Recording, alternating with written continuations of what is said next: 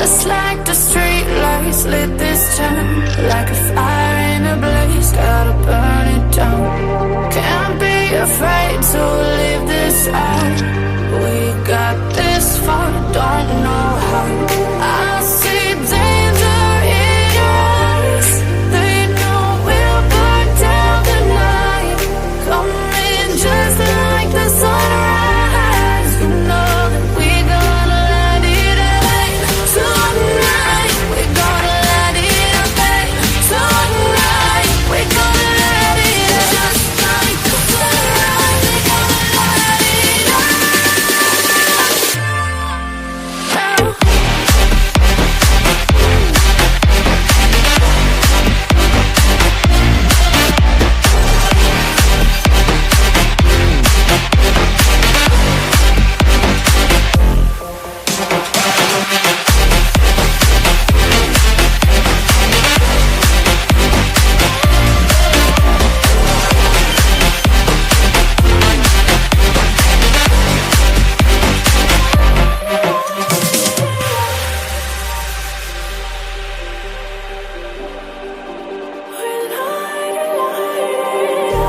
Just like a spark that's breaking out.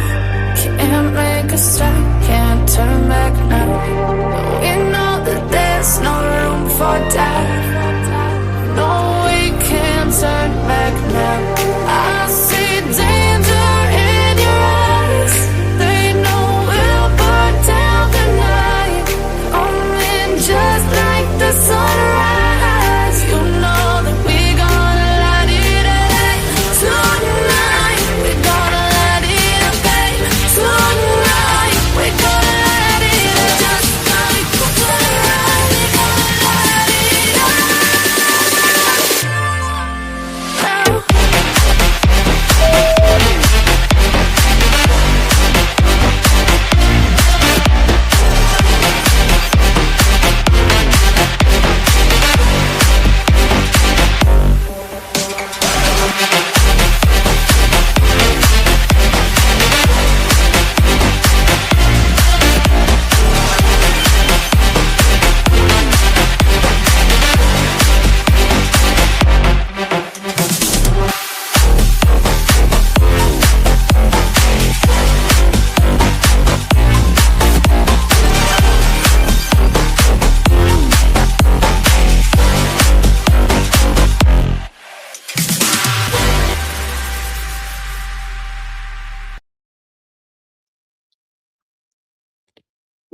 Hey guys, and welcome in. Welcome in. Welcome in. How's everybody doing tonight? Hopefully, you guys are having a great Tuesday. It is May the 6th, getting closer to summer, even though it doesn't feel like it here. I'm wearing a sweatshirt.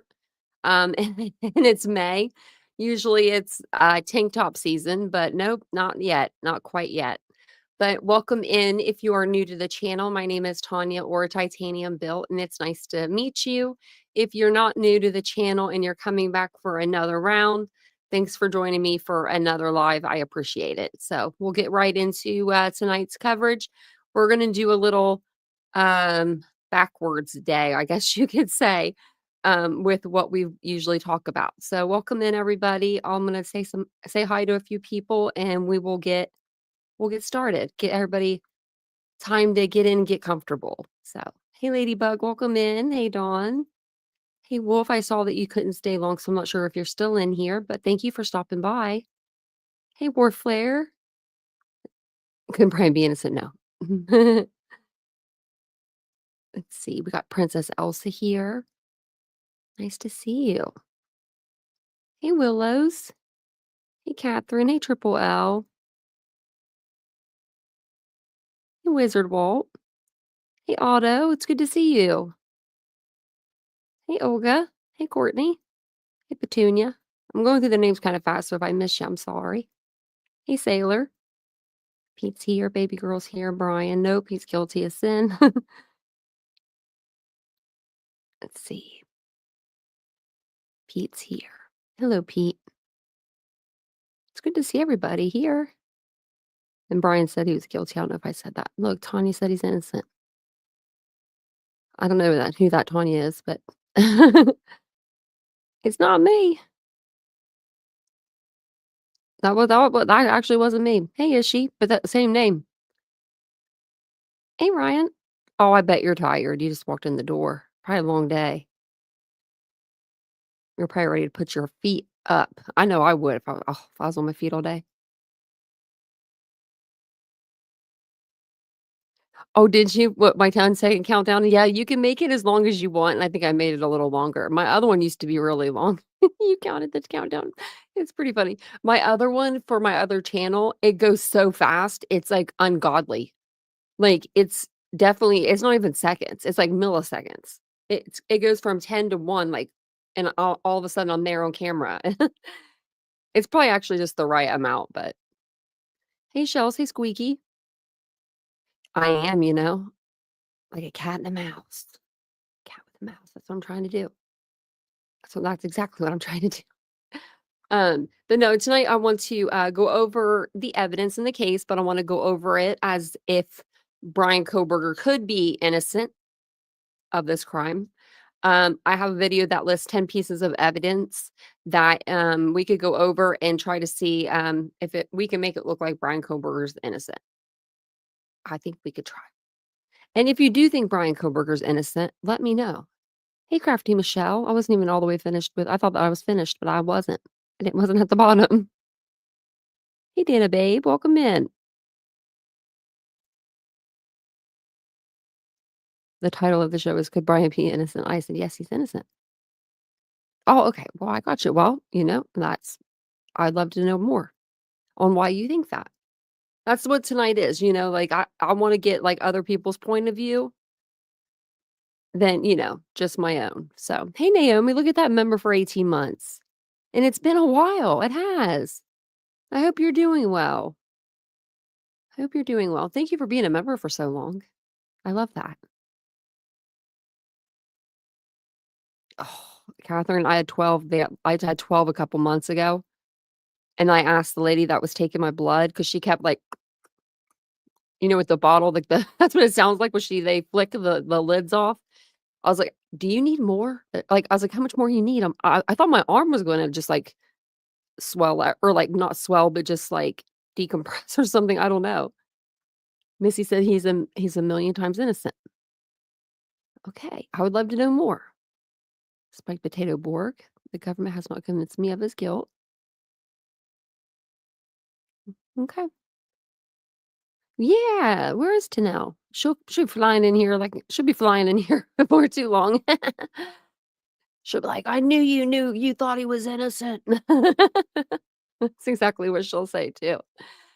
Okay, so what we're gonna do is we're gonna get in to this. So yeah, if anyone in chat believes he's innocent, you're allowed to have your opinion. Some people in our chat think he's guilty. Some people are on the fence. They don't know how they feel. I mean, there's just some people that are on the fence.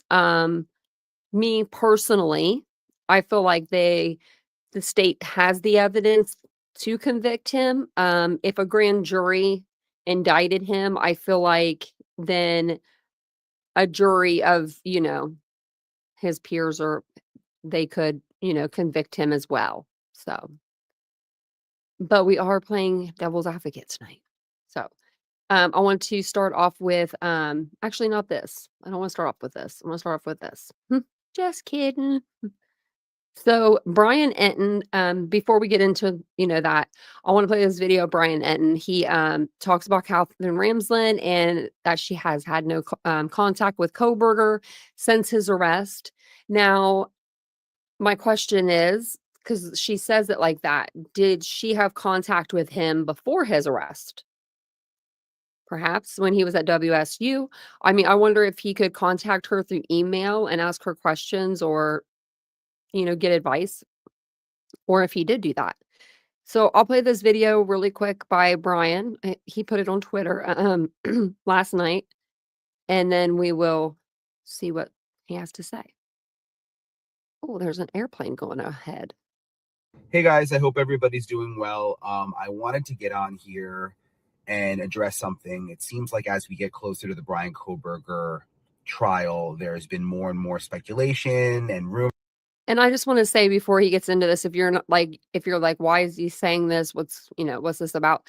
Howard Bloom had come out, or Blum, Blum, I like saying it like that. He came out with an article in Airmail stating some stuff about Catherine Ramsland, saying that she got like Bryan Kohberger's family a bed and breakfast to stay at whenever they came to Idaho for the trial, that she was, their mentoring kind of them, being like their person that they could go to, and that she called them like right after Bryan Kohberger's arrest, and that they called her and asked her if Bryan Kohberger could be, like questioned by that attorney or something, or like talk to that attorney and all that stuff. So I guess all of that was, a no-go. I'm just assuming that Dr. Ramsland hasn't talked to anybody about anything with this case, because I think she's keeping her mouth shut like she said she was going to.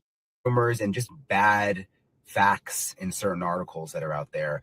And I wanted to talk about something in particular. There was an article that was published recently about Dr. Catherine Ramsland. And if you've been following, Dr. Ramsland is a professor at DeSales University in Pennsylvania. She was Bryan Kohberger's professor when he was getting his master's degree in criminology when he was in Pennsylvania, before he went to Washington State University, where he was getting his PhD. And we've known that. And this article claims, among many things, that Dr. Ramsland has been in touch with Bryan Kohberger, even recently while he's in jail, and a bunch of other things too, that she's been close with the family. And it speculates that the motive could possibly be that Bryan Kohberger was trying to impress Dr. Ramsland. I know Dr. Ramsland, okay, so I'm going to be totally upfront about that. I've gotten to know her over the last several years. I've interviewed her for stories.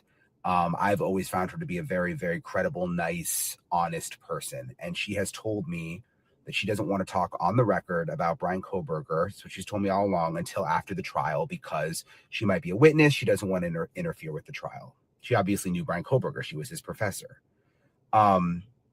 So she is saying but she is now talking on the record about some of this to me, because she is saying that what is in this article is not true. And I'm going to read you what Dr. Ramsland texted me. I had no email correspondence with Bryan Kohberger while he was at WSU, Washington State University. So that's where he was getting his PhD.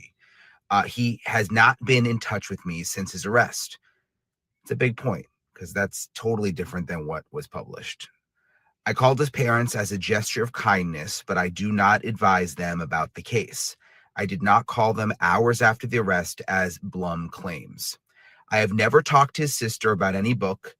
I never mentioned Kierkegaard in my classes.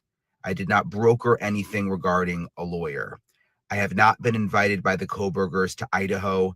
I don't know where they'll be staying. I don't know who Blum's source is or why he reports information for which he has no proof. Some of this stuff, if you're not following, you can go back and read the article and you'll know what she's talking about specifically. So again, I know Dr. Ramsland. I have no reason not to believe her. And I don't think she's lying, and so I don't think the article is correct. And I just wanted to put that out there. And I think I want to correct things as we get closer to the trial. So I hope everybody's doing well. I'm actually going to Boise tomorrow. Nothing to do with the Bryan Kohberger trial, for a different story. I'm going to be doing a shoot in Boise, and then I'm actually driving from Boise to Portland, right across the state of Washington, for this story that I'm working on. But I'll obviously be Lori Vallow, I bet, be there for the full Bryan Kohberger trial. And yeah, so that's sort of the latest. Hopefully that clears it up, because a lot of you guys were messaging me about this latest article about Dr. Ramsland, about that possible motive. Hopefully that clears it up. All right, bye. All right, bye. I just love Bryan Enton, don't you guys? I really do. I think he's just a sweet soul. Sweet, sweet soul. Okay. Did you hear that? Done, man? I don't know if you heard that or not, but the dog like makes this horrific bark when she sees the cat sometimes. Like, it's so mean. It's like it scares me. Like, I mean, it's the meanest, but she's the sweetest girl. She just has her dog instinct comes out of her. You know what I mean? But she doesn't move. She just does it. And the cat doesn't even move. He's just like, I'm going to get on this bed and I'm going to lay next to you. So you're going to deal with it. But anyways, I love Bryan, and I think he's good peoples. So let me go back to this tab, the one I was going to go to the one before. But it's just part of the document that we've been reading over, and it's just the addressing other theories. So I thought we would read this section tonight, and I'll go down here a little bit so that way you can see the text a little better. I don't know. Let me know if that's good for you guys, because I can't tell, and I can maybe zoom in a little bit. Hey, Aries. Thank you, Machichi. Thank you so much. She's like, I'm going to help her get that goal. Is she? I smoked weed when I was 19. It's all spirits coming out of the barn, and I'll never touch that again. I can just picture that. Well, you know what's weird? When I was 19, I used to party in a barn too. I don't know if you're partying there, but my friends had like a bar in their barn. Say that 3 times. So addressing other theories, we'll get to this. Thank you all for being here. I do appreciate it. If you guys don't mind, just take a second, hit the like button. It does help the channel grow, and it really helps, it helps my little channel. We're getting closer and closer to 20,000 subscribers. We're about to hit that number soon. So if you guys want to subscribe and help us out, that would be great as well. So I'll try not to ask you guys, but too much time. It says addressing other theories. There are hundreds, if not thousands, of people like me who are enamored by the topic of true crime. Sadly, this obsession can lead to misinformation, wild conspiracy theories, and even pollution of the entire well by people whose sole objective is to hijack the narrative, whatever the reason. My goal with this site is to provide evidence and theories that are actually backed by evidence. This section's goal is to try and refute theories which I find harmful or even intentionally misaligned with nothing more than solid evidence and critical thinking. So we're going to go through these, and this is going to probably be more of like, debunking, but we're going to say these are the reasons, that people think that Bryan Kohberger may be innocent. This is, like the roommates, for instance. They say that there was drugs involved, and that, Dylan did this, and Dylan and her boyfriend. And then, at one point it was Bethany was like getting dragged into it. And, come to find out, if you read, through the 911 call and the messages, they were messaging people and stuff all day and all night. So I don't think they had time to do this crime as well. But it says the roommates, during my 5 whole minutes on social media regarding this case, which that's about as much as I've been on it, like talking about like Facebook and stuff. It says, in which I became far too angry for my own good at things I saw people posting. I noticed a lot of fingers being pointed in the direction of the roommates or even the victims themselves. And if that's what you think, like, I mean, I'd love to know why you think that way. Like, which, what points you in that direction. So while I have my very own passionate stance on victim blaming, I can also, to a certain extent, understand the curiosity surrounding the roommates. And I can agree with that. After all, it only takes one post from one misinformed person to start a worldwide rumor these days. Therefore, I'm going to spend only a few paragraphs on the subjects of this delay in 911 calling and the call itself. I won't be addressing anything else in relation to the roommates, as I find 99.9% of the things related to them incredulous and without any real evidence rather than hearsay. Keep in mind, most of you are about to read our logical rebuttals to speculation backed up by the evidence on hand. So the timing of the 911 call. And I mean, I'll admit it is a little weird, but I do also know what I know what trauma can do to somebody. So like there's levels and trauma, like levels of trauma, I guess. And the way they explained it to me was like, if it was like a 1 through 15 scale, and 1 was like dead, 5 was like coma. After my accident, I guess I was a 15. Like I was sitting up, I was like doing all the things, talking, hanging out, chilling, didn't act like nothing was bothering me. They said, they were like, you didn't act like you were even in that much pain.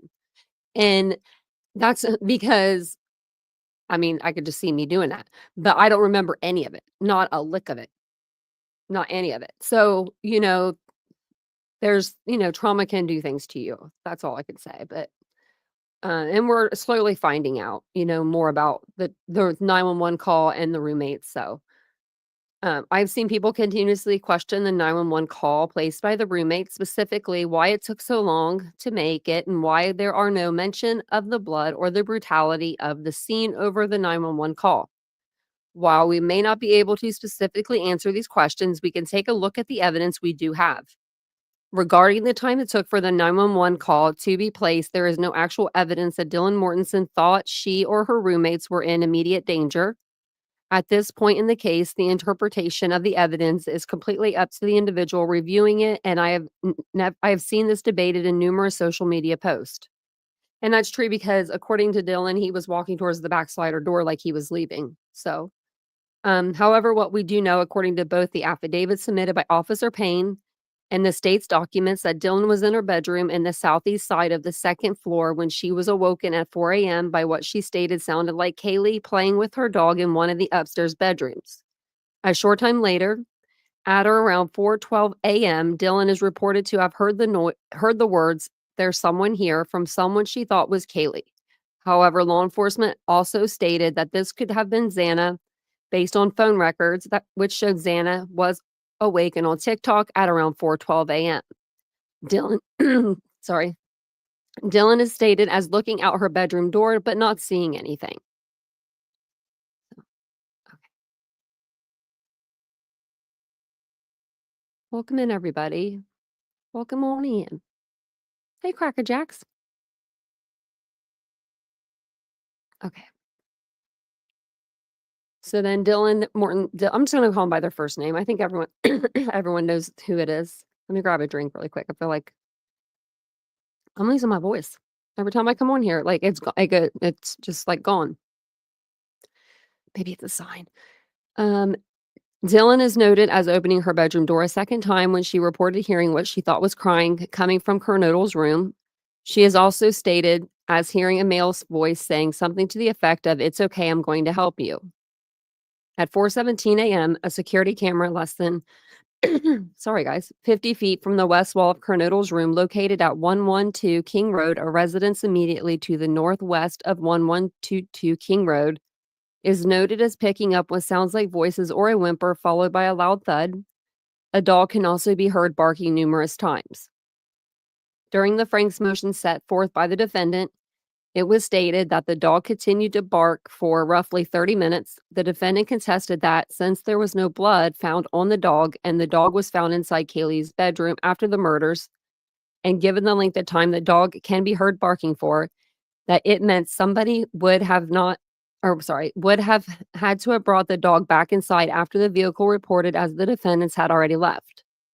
And they're stating that because they think the dog was outside. I don't believe the dog was ever outside. However, this is only speculation from the defendant and was not backed by any evidence. To my best knowledge, it was never even proven the dog was even outside, nor was there any evidence that the dog, if the dog was outside at any time, hadn't come back inside, given the sliding glass door was found to be open the morning after the murders. See, there's where it says the sliding glass door. And now we know the front door was open as well because we have reports of the neighbors telling Fox News. I mean, a few different places reported on it. Now I don't know if they picked up the story from Fox News and reported, but there was a few different places that had reported on that the front door was open. I really don't understand why that front door was open. If Dylan went downstairs, in the middle of the night. So I just missed where we were.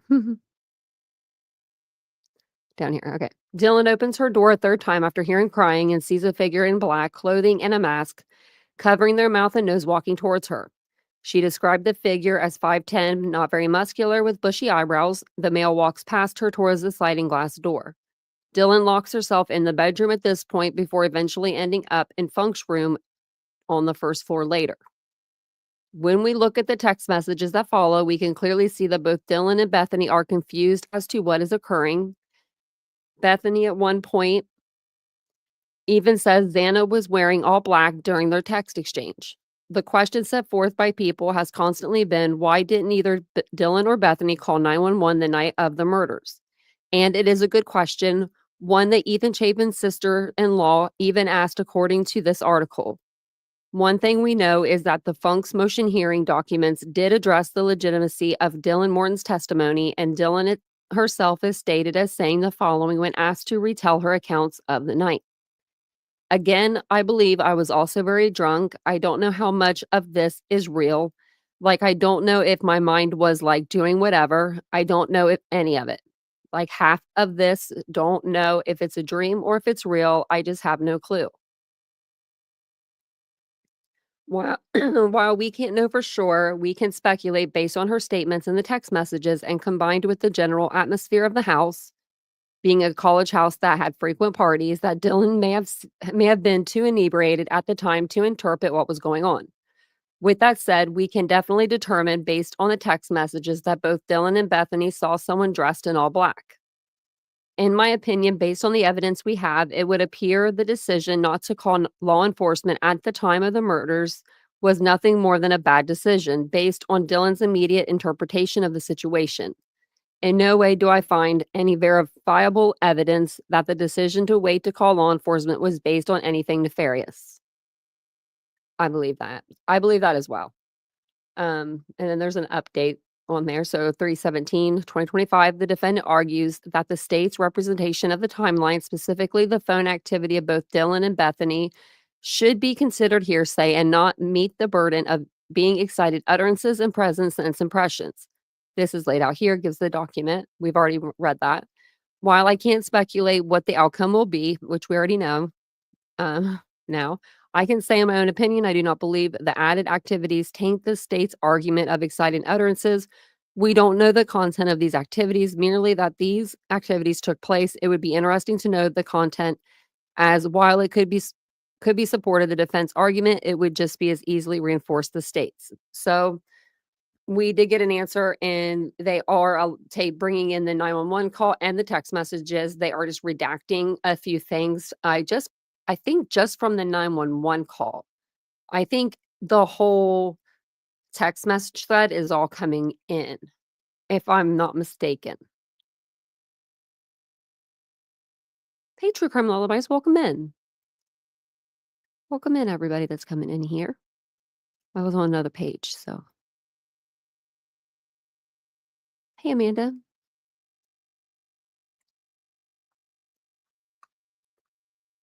I think when you're in that position, you just want to protect yourself. You know what I mean? Like, there's some people that can be a hero, you know what I mean? And go and protect everybody, and like,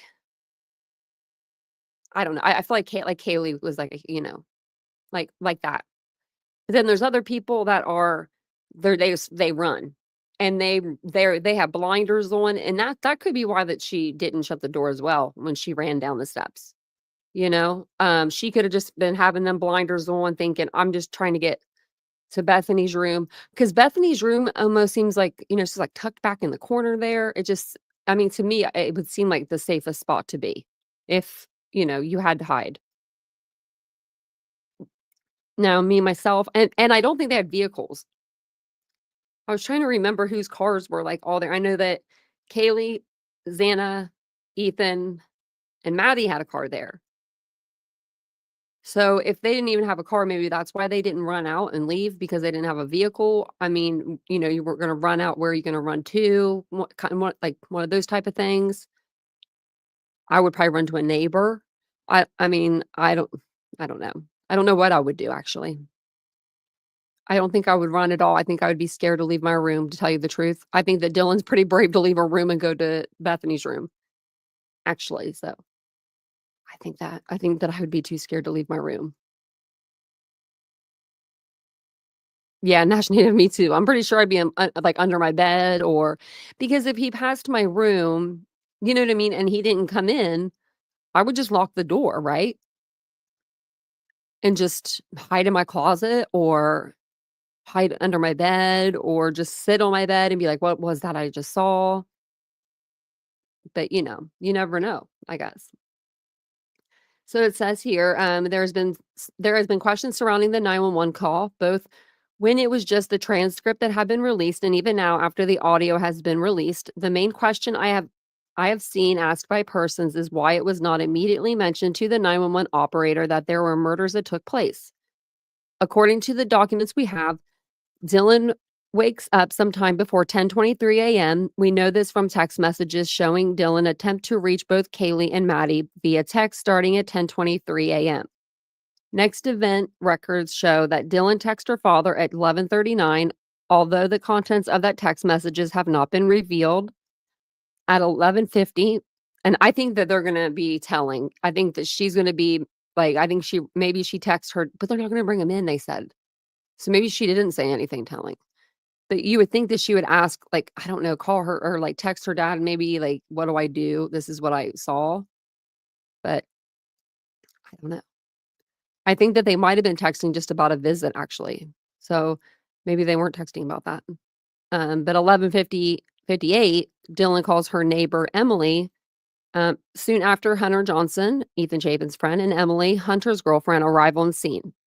It is noted that Hunter found the body of Xana Kernodle and directed both Dylan and Emily to call 911. There is audio evidence within the 911 call itself that infers that no one besides Hunter had seen Xana's body before or during the 911 call that took place. This would explain why neither Dylan or Emily were able to tell the 911 operator anything more than Xana being unresponsive.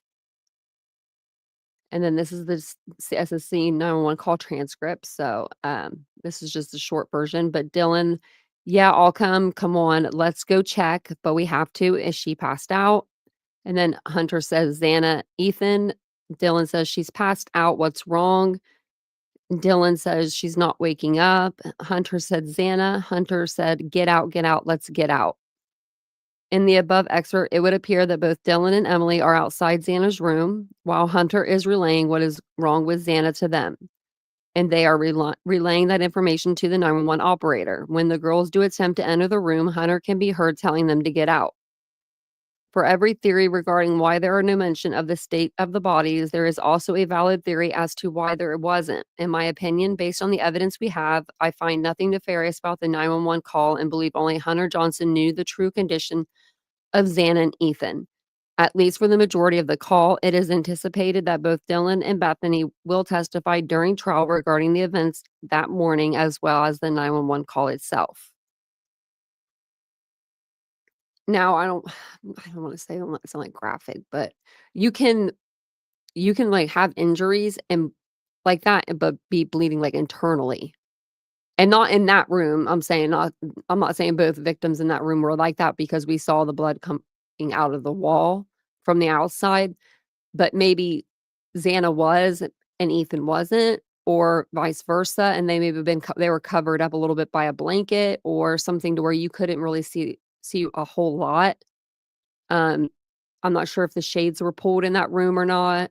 That would make it, darker in there. You wouldn't really be able to see unless you had the light on, and maybe the light was, over on the other side of the room. You had to go like, it didn't have a light switch or something. You never know.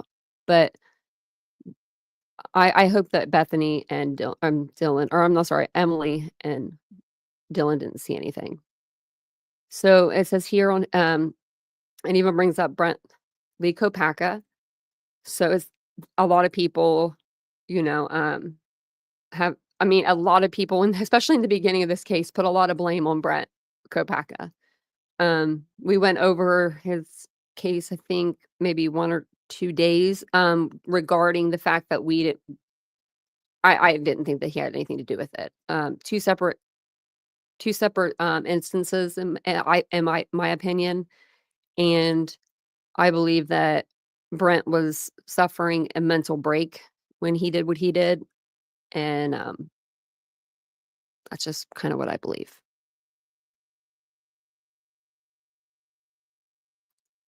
I don't know, Real McCoy. I don't know if I would.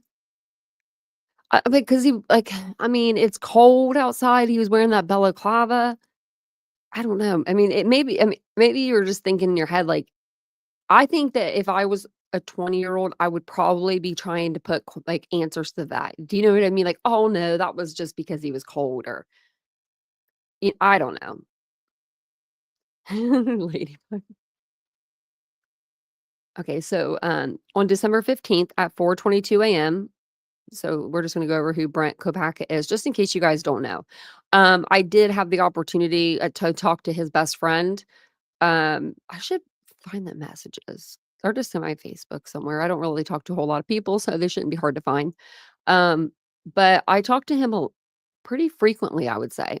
And he was really hurting. He really was hurting because he lost his friend. And the people that were going after, Brent, and saying that he had done, he had, killed these 4 kids. I don't know. It was getting to him. So on December 15th at 4:22 a.m., Brent Lee Kopacka was shot and killed by the Whitman County Regional SWAT Team. He was 36 years old and had previously served in the U.S. Army from 2005 to 2009 in the 2nd Battalion 508th Parachute Infantry Regiment. Being parachute infantry is pretty hardcore. 4th Barricade Combat Team, 82nd Airborne Division. During his time in Afghanistan, he suffered a traumatic brain injury, which led to a long bout of PTSD up until his death. The entire incident seemed to stem from Kopacka threatening to shoot one of his roommates that later led to the 5-hour standoff. The alleged dispatch audio from the event was uploaded here, and we have that. The standoff itself occurred at the Coffee House Apartments in Pullman, Washington. However, there is at least some discrepancies with where he was living given this video, which is body cam footage of law enforcement responding to an event having to do with Kopacka at room 315 at the Hampton Inn by Hilton in Pullman, Washington on June 29th, 2022. I evaluated the video and can verify it is Brent Kopacka by the birth date he gives on and his appearance, despite spelling his name Kopacka. In the video, Brent appears to be manic and talks about someone who just got out of jail for murder trying to kill him. He also mentions his address as 1455 Northeast Brandy Way in Pimlico Apartments. I don't know. As it happens, this is 0.3 miles from the apartment Bryan Kohberger rented at the time of the murders. However, that's where the connection ends for me. I couldn't find one shred of evidence linking Brent to Bryan. And while the discrepancy in where Brent lived in December versus June is interesting, I couldn't find any records indicating he lived at either apartment.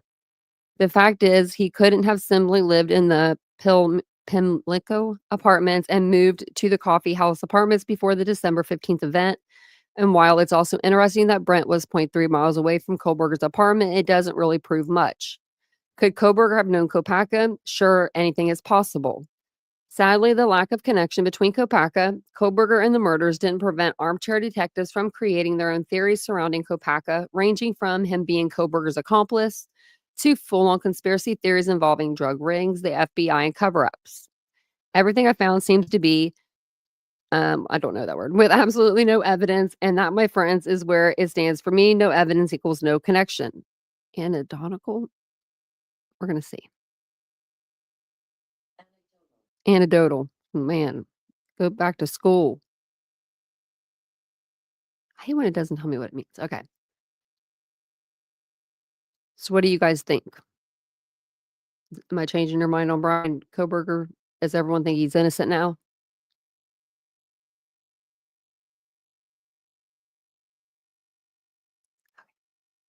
Do you guys remember back in the day? Let's see when this video was made. This was way back in the day. April 25th, 2023, right? It was Bryan Kohberger's attorneys saying that one of the roommates, Bethany, has evidence that would clear him. So, Ann Taylor, I ask of you, this was made April 25th, 2023, 2 years ago, right? Why is Bryan Kohberger still in jail? if Bethany has this evidence that's going to clear him? Riddle me that. Because I remember when this came out and everyone was like, oh, see, told you Bryan was innocent. Told you Bryan was innocent. Bryan was innocent. Told you. I remember. Just like the naked guy or something running around. That one magazine that nobody's ever read in their life put out. Like the only article they've ever released. So I thought we'd listen to this because I'd love to know what she has. What do you have, Bethany? Because it seems to me she didn't have nothing. She was just sitting downstairs when all this was going on. Shocking twist to the brutal murders of 4 college students in Let's Idaho. The Pennsylvania man accused of the killings now says a survivor can help clear his name. Jenny, what's going on here? Yeah, good evening, Jason. So apparently Kohberger's attorney says that one of the surviving roommates allegedly heard or saw things that could clear the suspect's name, according to a court filing. In the documents obtained by Fox News, the subpoena demands one of the surviving roommates, Bethany Funk, appear in court in June to testify at Bryan Kohberger's preliminary hearing. This is not the roommate who witnessed a masked man in their home the morning 4 of her friends were murdered, but a second roommate who told police she was in the basement at the time and never went upstairs. According to the court documents, Kohberger's defense team says she has, quote, information unique to her experiences and cannot be provided by another witness. Funk is fighting the subpoena. Her attorney filed a motion saying even if her client has exculpatory evidence, which remains unknown, quote, there is no place or reason to present that evidence at a preliminary hearing. Kohberger was arrested at his parents' home in the Poconos in late December. Cameras captured investigators at the home seizing. Was that Ann saying that? There's no reason to put it in the preliminary hearing? Hold on a second. Hold on a second here. Client has exculpatory evidence, which remains unknown, quote, there is no place or reason to present that evidence at a preliminary hearing. Why? What? Hold it a second. Okay, if you have if there's a person out there that has exculpatory evidence that can get your client out of jail, and you're saying no, we're not going to use that at the preliminary hearing, well then what?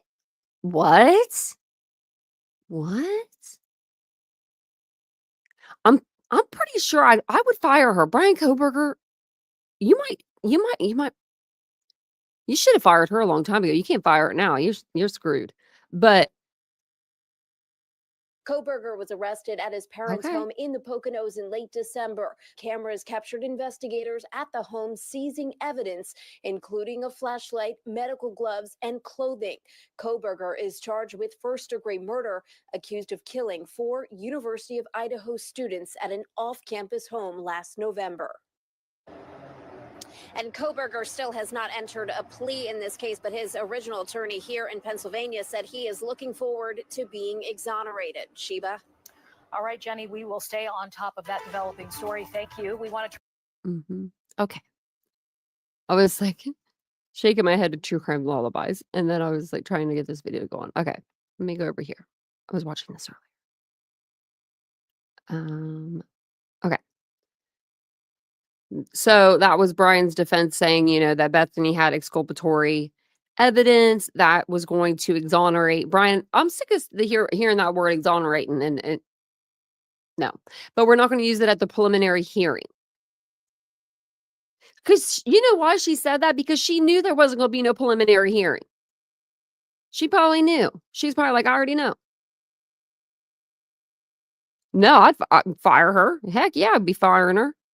If she had evidence to get me out of jail and she was like, I'm not going to present that at the preliminary hearing, that's where you present your evidence. That's exactly where you present your evidence. I would be saying, bye-bye. I need a new lawyer. Is there anybody else? Which there's not. She's the only death penalty qualified attorney in the upper north, Idaho. So it's crazy. I know, right, Frenchie? We have yet to hear of any of it. I'm like, I want to hear of it.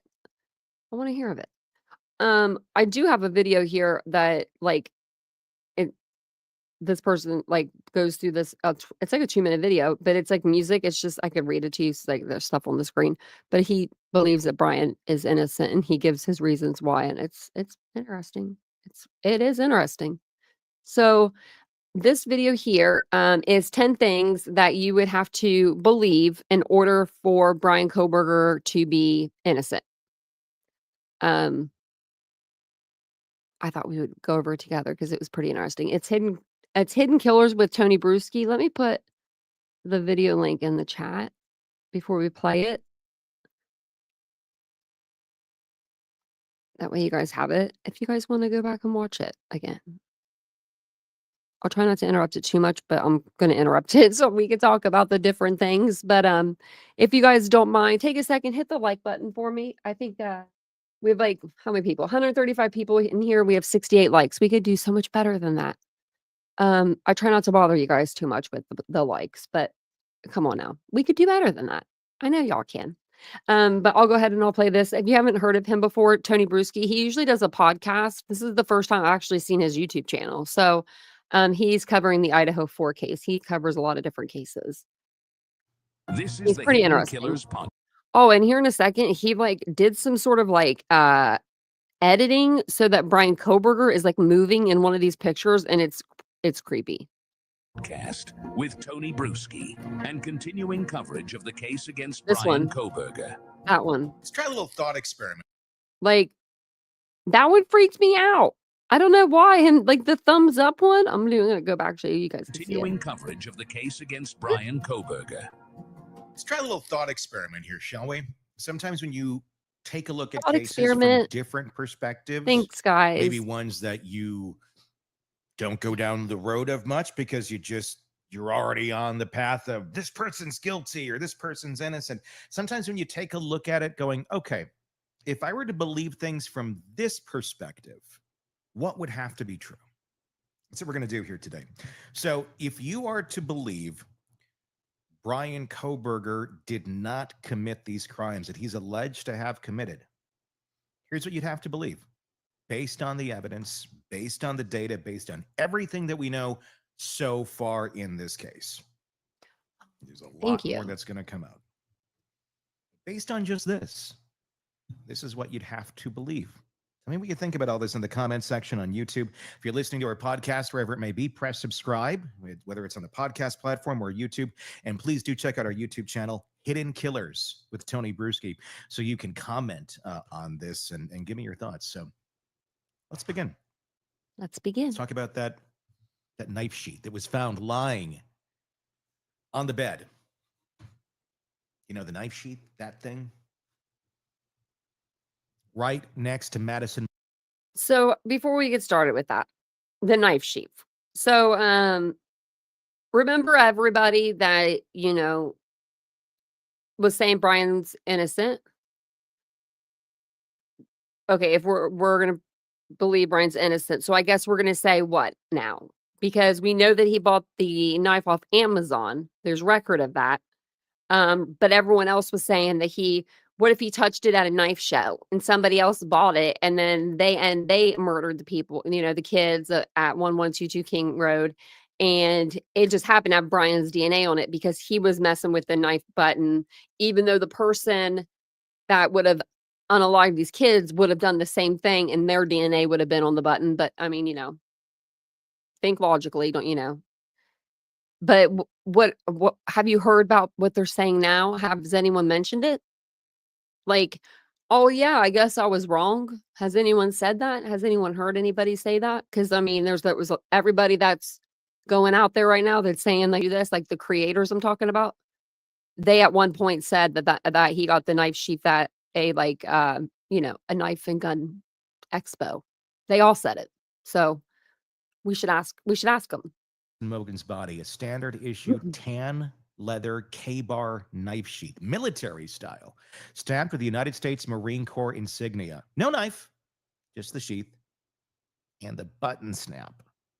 The part you pop open to draw the blade. It was a single male DNA profile. That right there is the anchor of the case. You want to believe Bryan Kohberger is innocent? Okay. But to do that, you need to somehow explain away the fact that his DNA was allegedly found on the snap. Not near the scene, not on a doorknob or an item someone could touch in passing, but on the murder weapon accessory, the thing that holds the actual murder weapon, the thing that would take a little bit of effort to pop that snap off, because it's not just like a typical shirt snap. K-bar knife sheath snaps are a little difficult to snap up. They're really difficult. We went and we saw one. We were in California. Actually, we saw a bunch of them. I mean, I took a video. There were so many. There were so many of them. But the snap was hard to undo. It would be like, I could picture if somebody had it on their belt loop, them just like working at that snap, like, you know, unsnapping it, snapping it, unsnapping it, snapping it, just to get it to where like it was easier for them to, you know, because, you know, after a while it'll wear down. I could just see that. Because it's a knife. So they want to be really sure if you're pushing down on that and pulling that thing up, takes a little effort. That's how you get that much DNA on it. And it was left on a victim's bed in the middle of a quadruple homicide. The literal last thing a killer would want to leave behind, bearing the literal last thing the killer would want to bear, his DNA. And to be clear, this wasn't some degraded, partial, we might have had a match sample. This was the full single source male profile. When investigators eventually matched it against DNA taken from trash outside Kohberger's family home in Pennsylvania, it came back with a likelihood ratio that excluded 99.9998% of the male population. In layman's terms, unless Bryan Kohberger has a secret identical twin no one's ever heard of, it is his DNA. So, could you imagine, though? We have to believe to still. Let's just think about it. I mean, if we're a conspiracy theorist, you know, for the evening, could you imagine if somewhere out there Bryan had a twin? I mean, I'm just saying. What kind of twist would that be? You know? What kind of twist would that be? We'll think he's innocent. Well, first we'd have to believe that the real killer just so happened to own or obtain a knife sheath that had Kohberger's DNA on it. Maybe Kohberger handled it once at a surplus store. Oh, wait, he got it on Amazon directly. Or maybe the killer got his hands on one of Kohberger's personal items, wiped it down on the snap, and then placed it at the scene. That's one opinion, sure, but let's be honest. If your theory requires imagining a scenario where a killer went out of his way to get Kohberger's DNA and then choose to leave that behind next to a dead body, we're kind of approaching the land of sci-fi.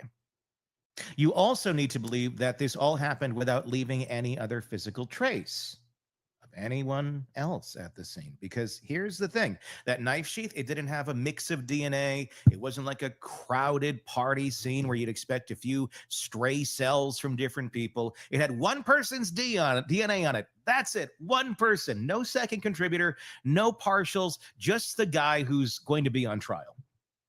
Now, defense attorneys might argue about DNA transfer. Maybe Kohberger's DNA get on the sheath through secondary contact, like someone else touched a surface he'd touched, then touched the sheath. But we're not talking about a stray skin cellar doorknob here. We're talking about the snap closure on a military-style knife sheath, allegedly found under a corpse in a locked-off crime scene, with nobody else's DNA in sight. That's a transfer. It's the most precise, surgically accurate case of indirect contact the forensic world has ever seen.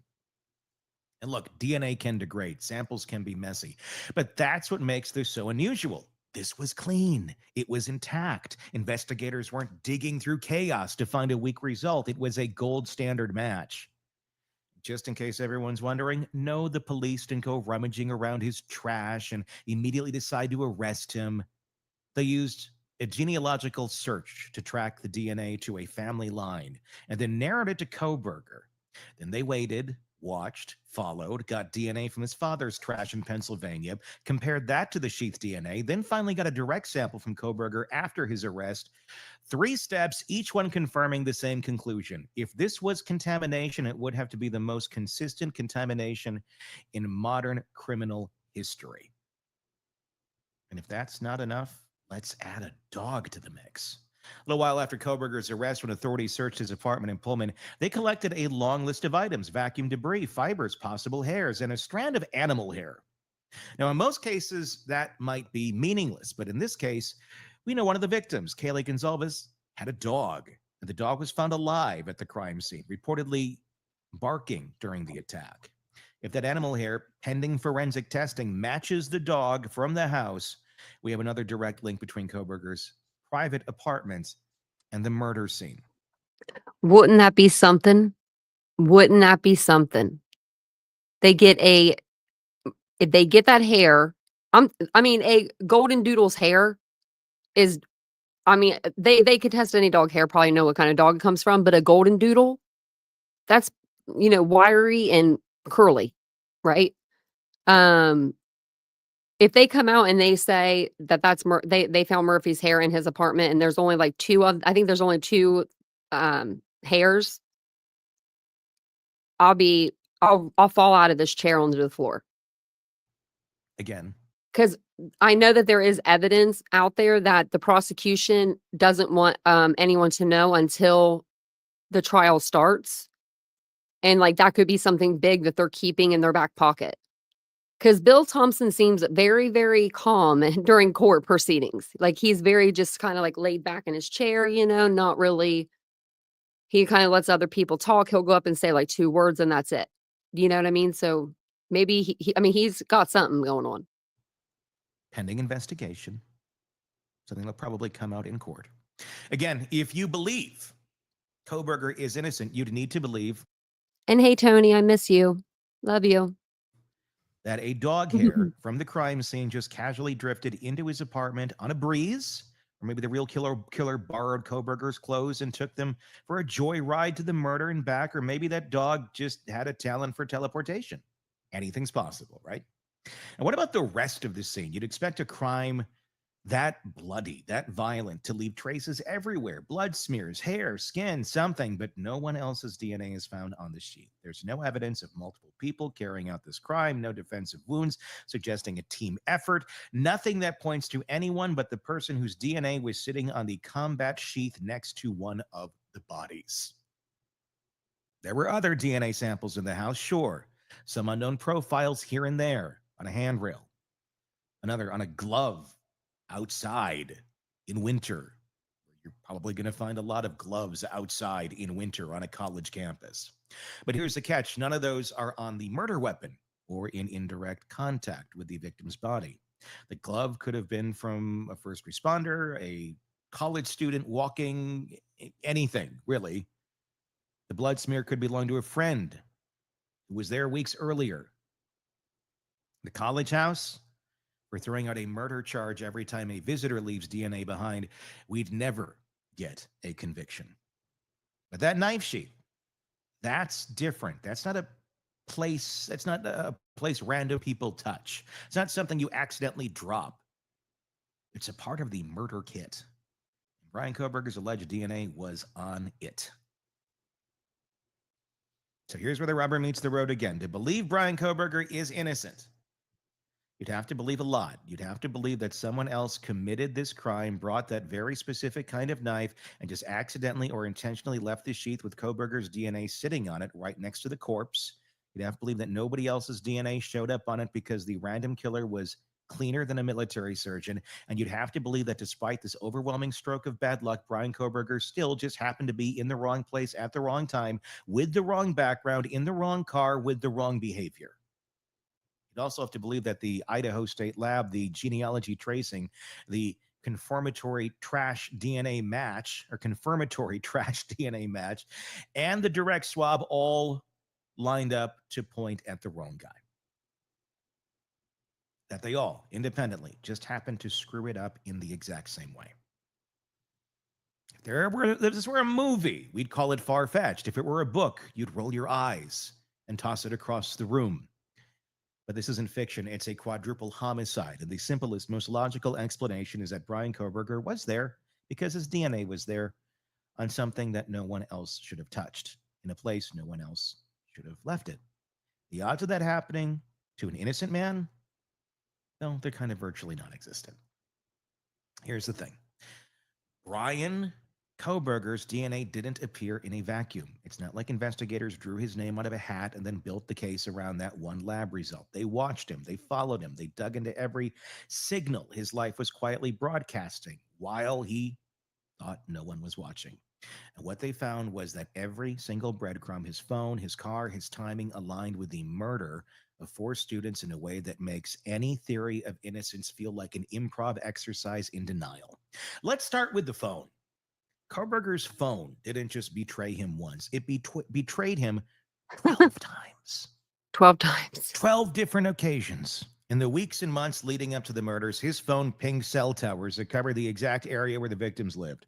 1112 King Road in Moscow, Idaho. Not once during the day, not because he had a class there or was ordering pizza in the neighborhood. These visits happened late at night or in the early morning hours, over and over.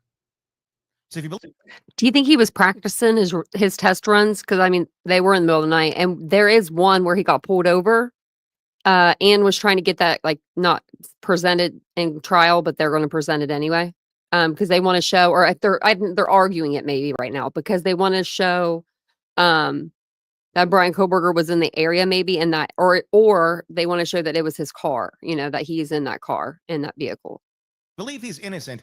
You got to start there. You got to believe that for reasons unknown, this 28-year-old PhD student in criminology just happened to take quiet nighttime drives through a college neighborhood where he didn't know anyone, where he wasn't meeting anyone, where he had no social or academic ties, and where 4 young students would eventually be murdered. And you'd have to believe he did this repeatedly, including one specific night in August where a sheriff's deputy pulled him over just minutes after his phone pinged right near the house. Wrong place, wrong time again. Fast forward to the night of the murders, November 13th, his phone was active until 2:47 a.m., connecting to towers near his apartment in Pullman, Washington. It's about a 15-minute drive from Moscow. Then suddenly, silence. From 2:47 until 4:48 a.m., his phone went dark completely. No signal, no tower connection, no activity, just off, right as the murders were taking place. Now, if you believe Bryan Kohberger is innocent, you've got to believe that he randomly turned off his phone for exactly the same 2-hour window that the real killer used to carry out one of the most brutal homicides in recent history. Wasn't a dead zone. Cell coverage exists the whole route. It wasn't airplane mode for a nap. He was allegedly out driving, and his phone just so happened to be silent through it all. Then, as if on cue, at 4:48 a.m., the phone lights back up. And guess what? It's not pinging in Pullman, where it started. It's pinging south of Moscow on the same stretch of road. Do you think, why did he turn his phone on so early? Maybe he was lost. Maybe because he was taking that, that long way back, that little circle, instead of going straight across, from Pullman to Moscow. It's just like a straight across line. He decided to go after he left Moscow, he went and did a circle. So maybe he had to turn his phone back on because he needed directions. Maybe he thought he remembered the way home, and then he did. He was like, oh, I don't know. Because those back roads have no lights on them. You'd have to really know how to drive those back roads to drive them. White Hyundai Elantra had just been seen driving away from the crime scene at high speed minutes later.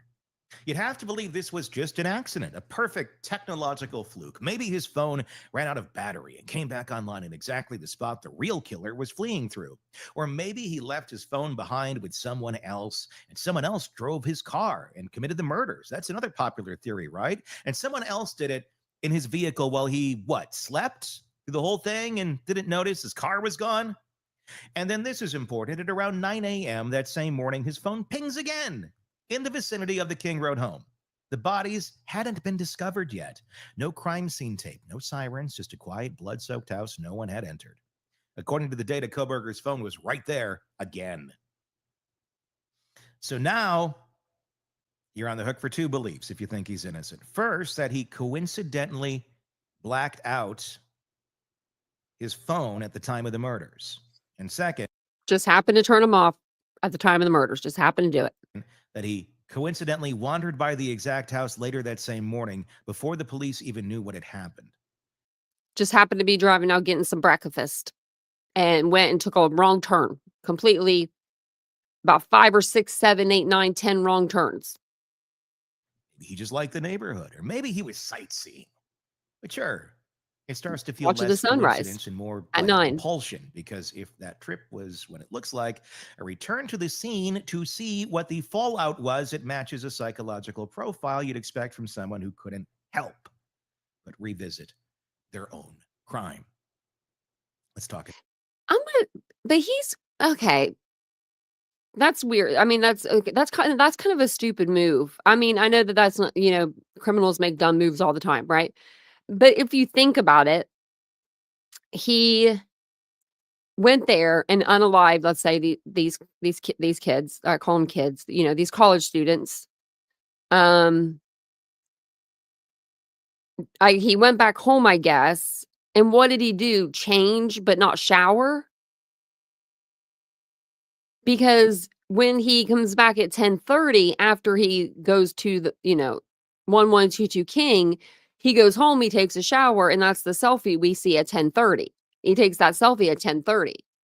So he was at the King Road residence at 9:12 to 9:21. Or did he just take off that Dickies outfit maybe he was wearing and just whatever he had on underneath?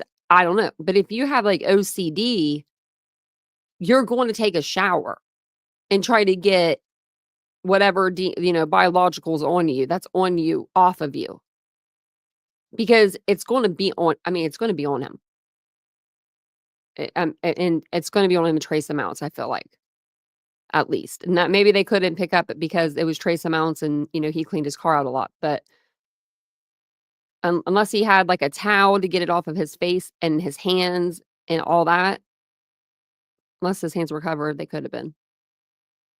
His face was covered, but I don't know, his little eyes were not covered. I don't know.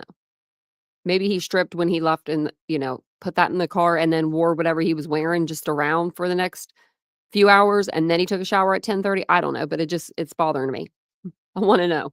About the car. Investigators didn't just track the phone, they tracked movement using video from traffic and residential surveillance cameras all over the area. I'm just curious to know what he did like right after all this, area. They pieced together the path of a white sedan that started circling the King Road neighborhood in the early morning hours of November 13th. The vehicle is seen on video at 3:29 a.m., making one pass, then again. By 4:04 a.m., it appears to stop or park near the residence. At 4:20 a.m., it flees the area at high speed, taking a roundabout route out of the neighborhood using back roads, and then it travels south and eventually loops north, mirroring almost identically the path Kohberger's phone takes when it comes back online. That car, captured on video multiple times, was a white Hyundai Elantra without a front license plate. Now, for those outside of Idaho, here's a detail that might slip past you. Idaho requires front and rear plates. Pennsylvania, where Kohberger's car was registered at the time, only requires a rear plate, meaning that car on the video, white Elantra, no front plate, isn't just a match in color and shape, it's a match in legal detail.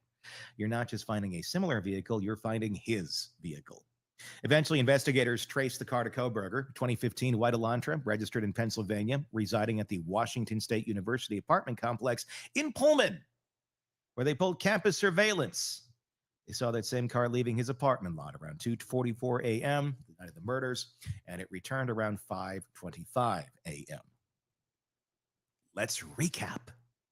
Kohberger's phone stops transmitting at 2:47 a.m. The car leaves his residence at 2:44. The murders occur between 4 and 4:20. The same car is seen fleeing the scene while his phone remains dark. The car returns to Pullman. The phone lights back up. You'd have to believe that Someone else, again, just so happened to drive a car identical to his in the exact same direction on the exact same time with no front plate on the night of the murders, and that Kohberger himself didn't notice or report that his car had been taken or realize he was about to be linked to the crime scene by moving a constellation of video footage and cell tower data. Dogs went in. It doesn't stop there. Phone data, the lack of alternative suspects with anything even remotely resembling this trail, it all piles into a portrait of proximity and opportunity. And yet, for some reason, Kohberger has never offered an alibi. There's been no statement of, I was here, I was with someone, just silence. And from the defense team, vague suggestions about unreliable cell data, unidentified DNA on unrelated items. But when it comes to the phone in the car, the silence is loud. I know he said, Ann Taylor said, he likes to go and stargaze. It was a foggy night. You couldn't see. And the judge said, that's not an alibi. Because it's not. The white Elantra was also allegedly observed in multiple states as Kohberger drove across the country to Pennsylvania with his father just a few weeks after the murders. During that trip, he was pulled over twice in Indiana. The car matched every detail, right down to his make, model, and missing front plate. He didn't ditch it. He didn't paint it. He didn't even try to hide it, which, depending on how you look at it, either signals supreme confidence or total detachment. And remember, after I would say maybe a little detachment, especially if he's autistic, right? You know, I mean, autistic people can detach from reality a little bit. the FBI tracked him down in Pennsylvania, they watched him clean that same car. I think he was cocky though too. Driveway. Not a casual rinse, not a winter wash, a thorough, gloved, methodical clean. Investigators noted he even went so far as to wear surgical gloves while taking out trash. It's the kind of behavior you'd expect from someone who knows that a single hair, single fiber, single speck of blood in the back seat could close the loop. The car is key. The car is the one thing that connected every piece of the story in motion, and Kohberger allegedly treated it like a crime scene because, according to the prosecution, it was. So here's where we are. You got a phone that seems to go to sleep right when the murders begin and wakes up just in time to flee. You've got a car that fits the exact description and legal specifications of the suspect vehicle, following the exact route to and from the crime. You got surveillance footage timestamped and geolocated that draws a near perfect map of the killer's movements. And somehow in the middle of all of this, you got Bryan Kohberger, whose phone, whose car, whose timeline all sync up with the evidence like sheet music played by someone who thought no one was listening. To believe he's innocent, you'd have to believe someone else, not him, was driving that car, using that route at that time. You'd have to believe his mystery killer was a ghost driver, a phantom twin who somehow shadowed Kohberger's life so precisely that even the digital trail couldn't tell them apart. You'd have to believe in a version of reality where all the evidence just happens to point to him, where the real perpetrator left no trace except the one that looks exactly like Kohberger's trace. And if you're still holding on to that theory, then you've got to ask yourself one more thing. If it wasn't Bryan Kohberger, then why did every piece of evidence in his life, from his car to his phone to his silence, act like it was? Because now we're going to take a look at the man himself, who he was allegedly, what he studied, and what he did after the murders. What you'd have to believe about that to keep the illusion of innocence alive. By the time Bryan Kohberger was arrested, the public didn't know much about him yet. Just a name. We didn't know a anything. pair of bushy eyebrows. But as the weeks went by and more details emerged, a picture started to form, not just of the night in. Do you guys remember when he was actually arrested? Were you guys all around for that? That was something else. That was something. The feeling of like someone being arrested, like, I don't even live in Idaho, and I felt like a relief for the people for Idaho, you know, that do live in Idaho. Because it was 7 weeks of us talking about this case, like every day. Every day we were talking about it, like what's going on. We're watching, you know, the press conferences, and then they finally arrest somebody and they give us like a name and that's it. And a picture. Like, and then we got to see him in court. Question or the physical evidence left behind, but of the man himself, what he studied, how he thought, and how in the aftermath of a quadruple murder, he acted less like someone shocked to be accused of a heinous crime and more like someone who thought he'd pulled it off. Let's start with the basics, shall we? Bryan Kohberger was a PhD student in criminology at Washington State University. That alone, not suspicious. Lots of people study criminal behavior. But Kohberger wasn't just a student, he was immersed. His academic interest didn't stop at policy or policing methods. He wanted to get inside the mind of people who committed violent crimes, and he wasn't shy about it. In June of 2022, just 5 months before the murders, he posted a survey on Reddit seeking participants for a study. The goal to ask people who had committed crimes how they felt while doing it. Not how they justified it, not what led up to it, but how it felt. The questions included things like, what were you thinking and feeling at the time of the crime? How did you plan it? Did you prepare in advance or act on impulse? In essence, he wasn't just asking about the act. He wanted to understand the experience of committing violence from the inside out. That survey was supposedly tied to his graduate research. It might have been a legitimate project, and well, he was. But if you're trying to explain how someone could be accused of 4 brutal planned out stabbings and that someone happened to have been actively studying how people plan and commit violent acts, it's a hard thing to write off as irrelevant. You'd have to believe that this overlap, his focus on violent behavior and his alleged connection to violent crimes, was just bad timing, pure coincidence. That's not the only red flag in the resume. Kohberger also applied for an internship with the Pullman Police Department a few months before the murders. According to court records, he expressed a desire to help law enforcement analyze data and improve public safety in rural areas. It sounds noble on the surface, but when you pair it with everything else, his fascination with violent offenders, his study of the criminal mind, his reported interest in notorious serial killers, the picture starts to shift. He wasn't just studying criminals, he was studying how not to get caught. And maybe how to feel if he was to be one. Because remember, he doesn't seem to have empathy. And that's in his own words, allegedly, if you're to believe the earlier writings that were found online.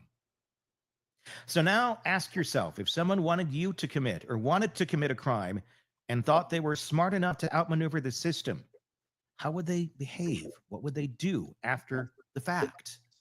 Let's talk about his actions in the weeks following the murders. After November 13th, Kohberger didn't run. He didn't vanish. He stuck around, finished out the semester, graded papers. But even then, people noticed something had changed. Students at WSU described him as suddenly more distracted, less strict in his grading, less present. Before the murders, he was known for being intense, overly critical, hyper-focused. Afterwards, he became detached, even aloof. He reported started giving students full marks for weak work.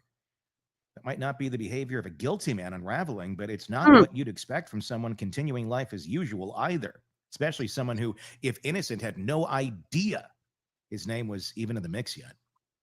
And then there's the car, the white Hyundai Elantra. I mean, what do you think those college kids, they probably were like, just don't say nothing. Just don't say nothing, right? Because you go from having this professor or this TA that is this teaching assistant that, hands out the papers and stuff, whatever, the test, and he grades them. You're getting all these grades that are like lower grades, than what you think you should be getting. And you have all these little red marks on your like papers, and you have all these little notes saying what you did wrong. And then all of a sudden, these 4 kids get murdered, and everyone's talking about it. Everyone in Washington State's talking about it. Everybody at Idaho, University of Idaho is talking about it. I'm surprised people didn't put 2 and 2 together over there at Washington State, like the students, because you go from having marked papers that are like, you think you're getting an A and you're getting a D, and you have all these red marks because he thinks that he's like a little arrogant, to having no marks on your paper and getting A's and B's or whatever. He's just giving out grades, or I'm assuming that's what he was doing, just giving everyone A's and B's. I think I would be like, why is he doing this? But that's just me. But most kids would just say, don't say anything, kind of like in high school when our teacher, we had a test over the states, and he had the flag pulled down and we could see the states the whole time. We didn't tell anybody. We didn't tell the teacher, just kept our mouth shut until the end of the test. And he turned around and he saw it. Couldn't do nothing about it. Already shown up on police radar thanks to surveillance footage. The same make, model, In year range, investigators were asking the public about.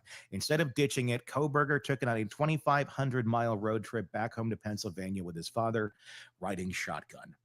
It wasn't some quiet family Christmas. Investigators now say he was being tracked the entire time. His car was flagged multiple times along the way. And what did he do once he got home? He cleaned it meticulously. According to sources close to the investigation, Kohberger was seen scrubbing his Elantra inside and out in the days before his arrest. Not a quick wash, a winter grime removal, an inch-by-inch deep clean, allegedly wearing surgical gloves. That wasn't the only time the gloves came out. He was also reportedly seen late at night wearing... Okay, I want to know what kind of cleaning they're talking about. I will say this, though. I want to know what kind of cleaning he's talking about. Did he pull out the seats of his car and really clean it? Like really clean it?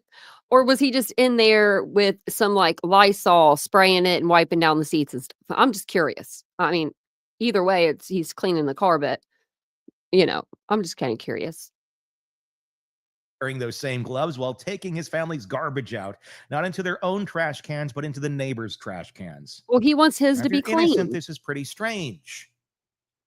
Gloves to take out the trash using someone else's garbage cans. It's not illegal. It's not even suspicious on its own. But when you're the subject of a major murder investigation and investigators are actively trying to collect your DNA, it's hard not to look at that and see a man trying to keep his biological footprint out of public reach. When the arrest finally came, it was early morning. FBI agents and local law enforcement converged on his parents' home. Kohberger was reportedly awake, dressed in black, standing in the kitchen when they came in. And according to law enforcement accounts, the first thing he said was, "Am I the only one being arrested?" Not, "What's going on?" Not, I didn't do anything." Not, "Where's your warrant?" No, he asked if he was the only one, which, depending on your interpretation, is either the world's most oddly phrased expression of disbelief or the kind of thing someone says when they're trying to gauge whether their plan fell apart and whether anyone else is flipped. It's not a confession, but it's not helpful either. And it adds to a pattern that brick by brick builds a wall that's hard to climb over. Because at every turn, Kohberger behaves like someone who knew exactly what kind of evidence investigators should be looking for, and who tried maybe a little too hard to stay one step ahead. And that brings us to the defense. Since his arrest, Kohberger has not offered a public alibi other than, "I like to look at the stars." No statements he was with someone else that night. No claim that he was asleep or working or out of town. Nothing. His legal team has not contested the DNA evidence. They haven't denied that he drove that car. Instead, they've leaned on questions. Questions about cell phone data, questions about the reliability of video footage, questions about unknown male DNA allegedly found elsewhere in the house. And let's address that. Yes, police did find other DNA at the crime scene, a glove in the snow, and someone else's DNA.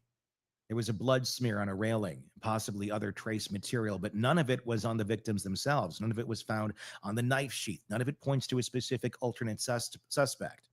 The defense can argue that the presence of unknown DNA in a party house opens the door to doubt. But here's the problem. In a college... I mean, how did they not find more? They must not have tested stuff. Like, I don't know what I just did. Oh, I just went back, didn't I? Out of the neighborhood using back roads, and then it travels south and eventually loops north. I did, but I don't know where we were. Shoot. Let's see. How far did that go back?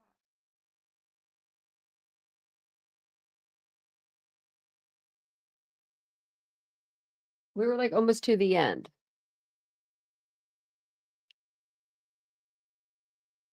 I don't know exactly where we were. Sorry about that. And then I just lost my train of thought.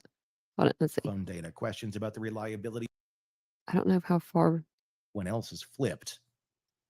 He was talking about the car being cleaned. Dressed in black, standing in the out in the days before his arrest. Not a car was flagged multiple times along the way. Okay, and we'll what just start here. did he do once he got home?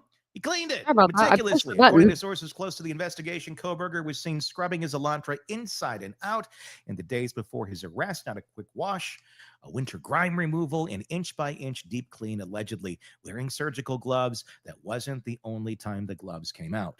He was also reportedly seen late at night wearing those same gloves while taking his family's garbage out, not into their own trash cans, but into the neighbors' trash cans. Now, if you're innocent, this is pretty strange. gloves to take out the trash using someone else's garbage cans. It's not illegal. It's not even suspicious on its own. But when you're the subject of a major murder investigation and investigators are actively trying to collect your DNA, it's hard not to look at that and see a man trying to keep his biological footprint out of public reach. When the arrest finally came, it was early morning. FBI agents and local law enforcement converged on his parents' home. Kohberger was reportedly awake, dressed in black, standing in the kitchen when they came in. And according to law enforcement accounts, the first thing he said was, "Am I the only one being arrested?" Not, "What's going on?" Not, I didn't do anything." Not, "Where's your warrant?" No, he asked if he was the only one, which, depending on your interpretation, is either the world's most oddly phrased expression of disbelief or the kind of thing someone says when they're trying to gauge whether their plan fell apart and whether anyone else is flipped. It's not a confession, but it's not helpful either. And it adds to a pattern that brick by brick builds a wall that's hard to climb over. Because at every turn, Kohberger behaves like someone who knew exactly what kind of evidence investigators should be looking for, and who tried maybe a little too hard to stay one step ahead. And that brings us to the defense. Since his arrest, Kohberger has not offered a public alibi other than, "I like to look at the stars." No statements he was with someone else that night. No claim that he was asleep or working or out of town. Nothing. His legal team has not contested the DNA evidence. They haven't denied that he drove that car. Instead, they've leaned on questions about cell phone data, questions about the reliability of video footage, questions about unknown male DNA allegedly found elsewhere in the house. And let's address that. Yes, police did find other DNA at the crime scene, a glove in the snow, and someone else's DNA. There was a blood smear on a railing, possibly other trace material, but none of it was on the victims themselves. None of it was found on the knife sheath. None of it points to a specific alternate suspect.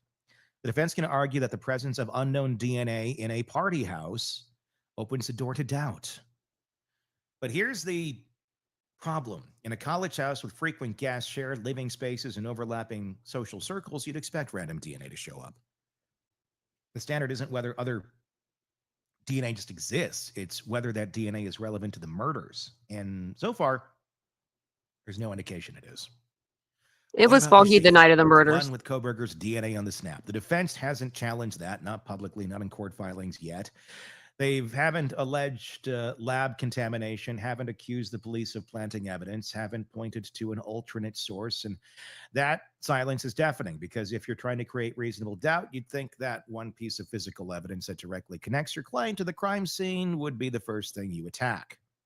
Instead, the argument seems to be, we can't prove he was there. There's no eyewitness saying that's him. There's no GPS tag showing him inside the house. There's no blood-covered clothing found in his possession. And sure, those gaps matter, but they leave room to question. But taken together, his phone going dark, his car circling the block, his DNA on the murder sheath, his return to the scene, his silent behavior, his gloves, his trash games, his academic obsession with violent crime, you have to ask, how many separate coincidences does it take before we stop calling it a coincidence? As if Bryan Kohberger is innocent and the real killer is a shapeshifter. Someone who not only looks like him, drives like him, and moves like him, but who left his DNA behind. It just happened to match him to. A killer who managed to commit 4 murders with a military precision, plant evidence in a way that could only incriminate Kohberger, and then vanish without leaving any digital or physical trail of their own. That's not an alibi, that's a unicorn.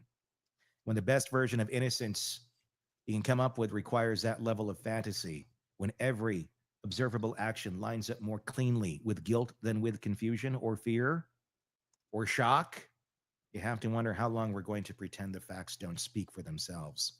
Because when a man spends his life studying how to commit the perfect crime, and then a near-perfect crime happens in his backyard, and then his phone, his car, his behavior, and his DNA all start humming the same tune, the question isn't why him, it's how could it be anyone else?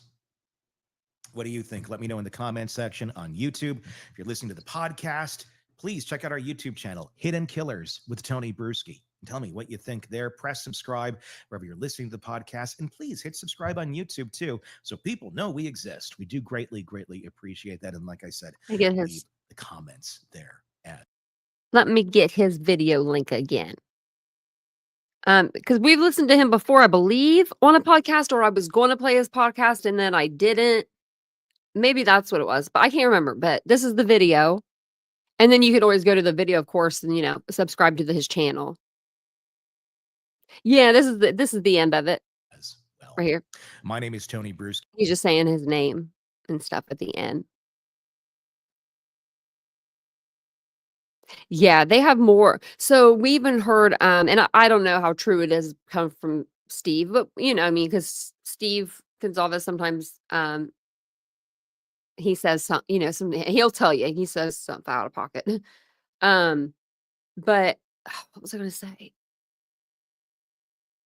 I don't even know. I don't even know what I was gonna say now. I saw a comment and it made me want to say something about that. About something about what Steve said. He said that that they do have more evidence that they haven't even let him know. That there's evidence that he knows about that, like they told him kind of to not tell because they want to save it for trial.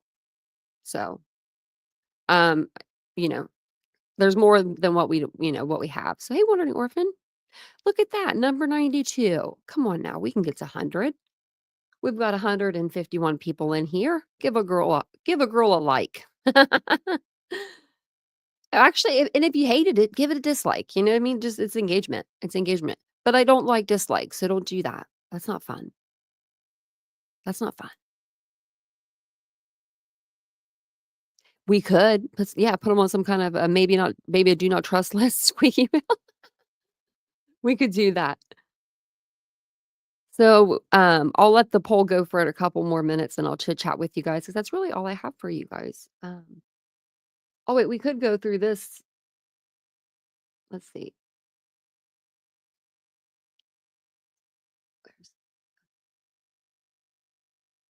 Okay.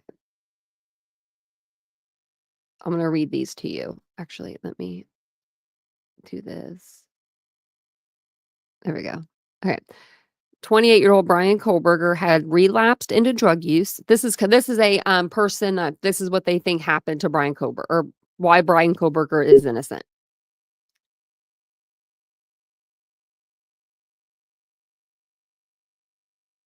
For the past few months, he would cruise around late night and early morning between Moscow and Pullman, fiending for drugs. Oh gosh, the writing's terrible. On the day of the murders, Bryan approached the neighborhood of the murder house at 1122 King Road in search of local dealer. Somewhere near the time of the murder, around 4 a.m., he parked his vehicle near the murder house as he spots his dealer. The dealer approaches dressed with gloves and a hat/mask for that cold November 13th morning. The exchange is made between Bryan and the dealer. Contact between the dealer's glove and Bryan's hand result in transfer of Bryan's DNA to the glove.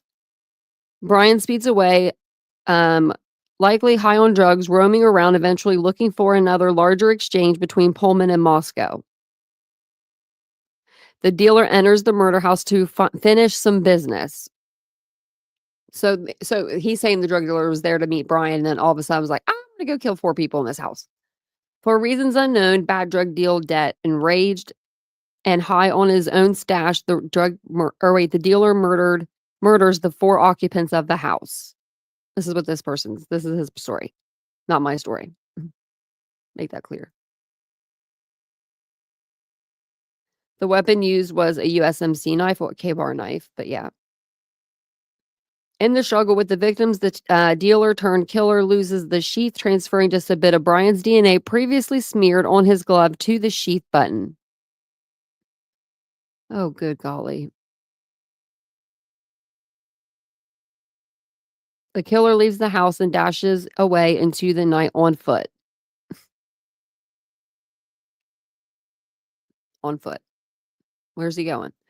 Dylan Mortensen was either involved with a rug transaction and or high on the dealer's product herself, or may have simply have been afraid to leave her room, so the cops weren't notified for hours.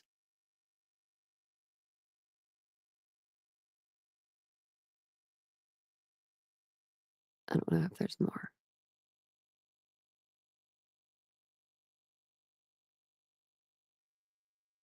listen. Okay, yeah, that's it. So that's their story. They're sticking to it. Well, not a story. Right, Frenchie? I know. I really don't. As much as like, college kids, they do party and they do experiment and things of that nature. Not all college kids do that. You know what I mean? So I don't know. I didn't Willows. What happened? As soon as I saw that, I'm like, what happened? I didn't see it.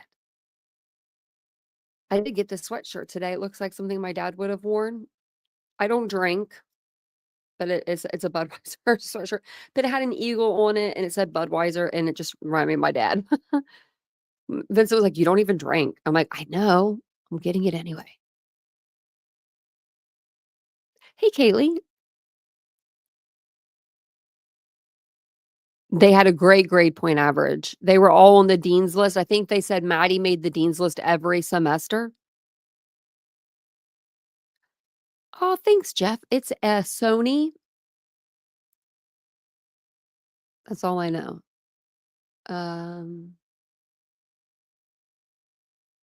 I'll have to let you know, Jeff. It's a Sony camera. It says like A on it, but I don't know what that means. Or that could be like OX. No, that's an A. On the front of it, it says 0.25 M.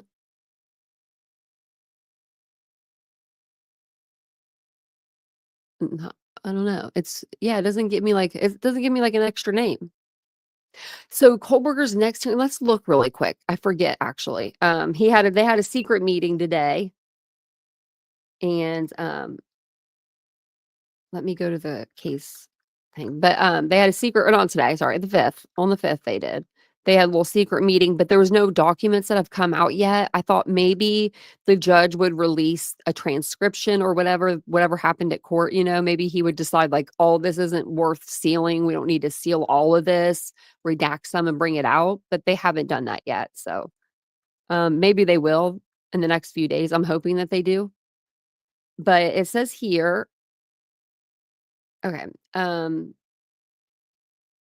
that scared me if I saw something else for a minute. So 5.5 was motion to redact or seal newly filed records. And then 5.5, it says subject document motion to redact or seal newly filed records. Penalty phase, lay witness list. So it was something to do with the witness list, I guess, today. They were probably maybe going over the witness list. And then at 5:15, there's a pre-trial conference at 9 a.m. So the 15th, I would say. And then after that, they have a hearing scheduled on 7/21, 7:30 is jury selection, and then 8/11 is the trial. So it just seems so fast. Like when you read the dates like this, don't read them like that. 'Cause like my summer goes too quick. Summer hasn't even started yet. Medical info. Yeah. They might release it at trial though, Frenchie, if we're lucky. I knew it wasn't for a deal. I know a lot of people went with that, like, oh, he was, because like it's an easy thing to make content from, like, oh, he's taking a plea deal. But I didn't think that he was probably taking a plea deal. And I wasn't gonna make a separate video saying he's taking a plea deal. Because I didn't think that he was. I don't think that the families are going to go for anything like that. I don't really think the judge or the prosecution is going to go for anything like that, personally. To me, Bill Thompson seems extremely laid back. I mean, when he looked at Ann Taylor and he was like, "That's life," I was like, "Oh man, he's gone." Like he's got something that we don't know about. I just have a feeling there's something bigger, Hey, Ashley, welcome in. Haven't seen you in a while.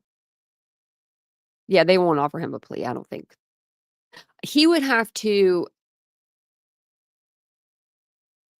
I think maybe if he told the why he did it, that might get to Christy and Steve. Do you know what I mean? That might be like the only thing that might get them a little bit to where they would almost maybe changed their mind because they were very for the death, the DP.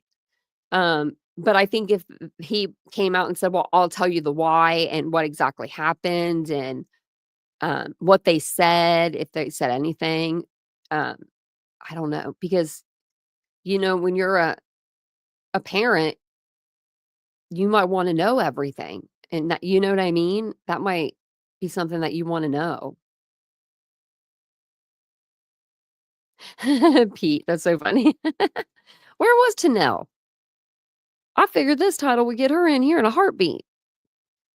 Coming in here, flying in here. I personally think maybe he kept that knife. I don't know where he would put it, but why buy a knife sharpener, right? Why buy a sharpener? Because you don't need it when you first buy the knife. The knife is sharpened enough. You can't sharpen it anymore. It's good to go. It comes ready. The only reason why you buy a sharpener is if you're going to use it again, right? Like you would keep it and then you go home and you sharpen it again because it got duller, from what you just did. I don't. So do you think that maybe he could have buried it with that little shovel? He had a little shovel in the back of his car. I don't know if the shovel was dirty, clean, or, and they could test it for the soil. I don't know. It won't tell them exactly where it was at if they don't have the other soil to test and match with. I don't think they're that far advanced, but I wonder if there was anything on the shovel. Because Israel Keys used to bury his little stashes, like whatever he would need to commit his crimes. He would have little stashes everywhere. Talk about that guy was evil, Hey, Nikki, if you want to talk about someone that's evil, it doesn't get much more evil than Israel Keys. It does. I'm sure there's someone that's just as evil, but he's pretty evil. Oh no. Ashley, I hope you feel better. Either that or it's in the Snake River. Because I've said Snake River this whole time, really. But then after we heard about a sharpener, I'm like, oh, wait, what? A sharpener? Yes, Nikki, and I couldn't find the email because whenever I check mine I have to check them on my, like, through Gmail. It only shows me, like, the first 10. And then it says, like, something. It says everything else. So I have to have Vincent help me fix that. Because I'm like, well, where's the rest of my emails? I'm only getting, like, 10 of them.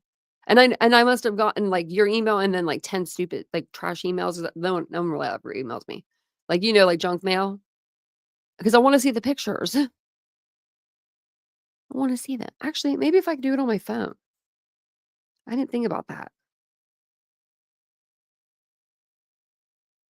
That's where I, like, been looking at stuff.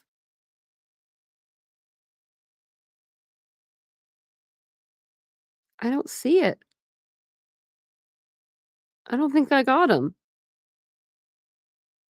You might have to send them again. I don't think I got them. Yeah, resend them because, I don't think I got them. It's titaniumbuiltboo@gmail.com. Yeah, I think I got yours wondering stuff. I'm gonna show yours on the next live. I want to show them at the beginning. I forgot about the ones that you sent me because I didn't know I was gonna put them on like the cover or something. Okay, yeah, only, and I don't even think yours is showing up. Like from when I looked at it, I'm gonna have to get this figured out. I think. Oh, Gmail puts messages that may not need your immediate attention. What? And updates. What's that mean? Oh, some of my emails aren't coming to me because they're in my updates. Right here. What the hell? StreamYard's in there. That's weird. How's your phone do that? I must have done something funky. Oh gosh, I did something funky. Yeah, I don't see any of them. Okay, that's weird. I thought Vincent. I thought Vincent look at them. Yeah, they stuck them in another folder. I don't like. Why'd they do that? Why'd they do that for? Oh, what's this mean? Can vaping cause cancer? What?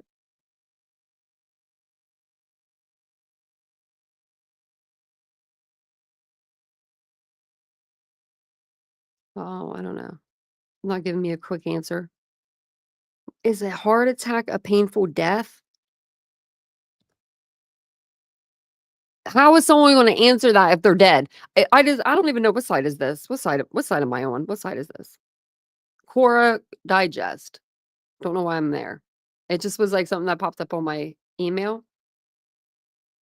Does a meth addict feel bad for the hurt they've caused? Can I call the police for a ride to court? These people are asking questions on here. This is entertaining. Okay, we might have to do this on the second channel.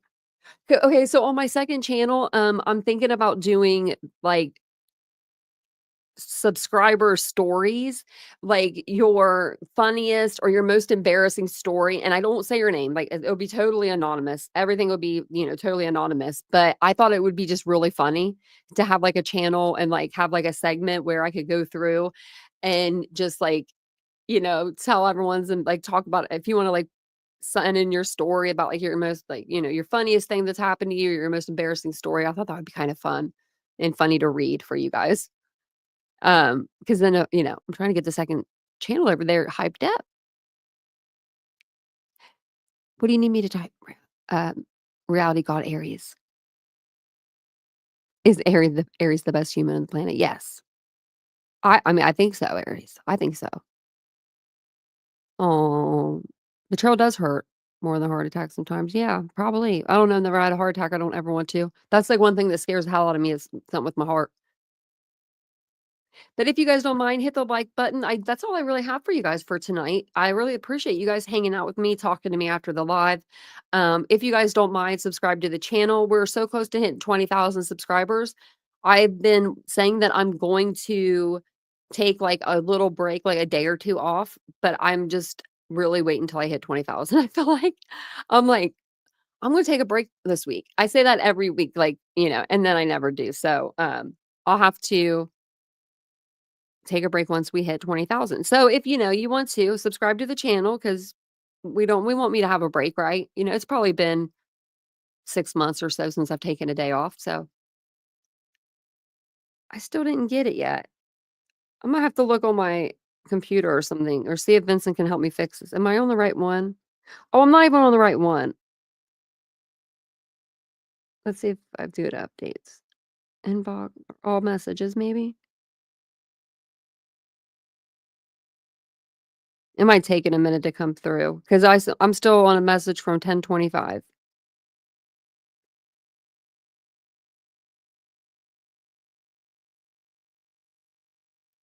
Yeah, so, Crafty Michelle, yeah, so he was tested for autism, and they're saying that he has level 1, stage 1 autism. I have level 1, stage 1 autism. It's basically, um, that's why he kinda, like, stares off a little bit. Like, I don't do that. Like, there's different tics or whatever you wanna call it for different people, but that's why they're saying, like, he stares off. He's not good at, like, comprehending the charges against him, they're trying to say. Like, I'm sorry, but he can comprehend that he's in big trouble.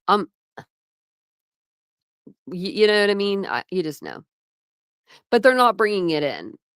They're not bringing it in for like the death penalty. They can't use that. You can't put him to death because he has autism. The judge said, no, we're not doing that. So I checked my others folder. It wasn't there. Look at that. Oh, look at him. It's still loading. Oh, he looks just like you. Oh, he's a cutie. With the bunny.